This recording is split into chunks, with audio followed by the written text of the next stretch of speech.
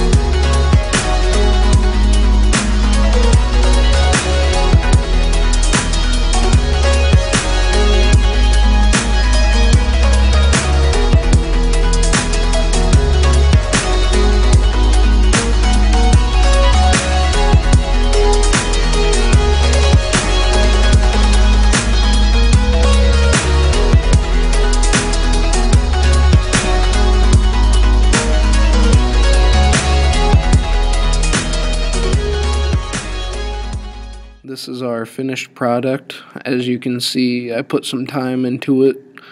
I made sure that all the centers of the letters stay in there, and I did most of the gears myself. Here's a picture of the finished product.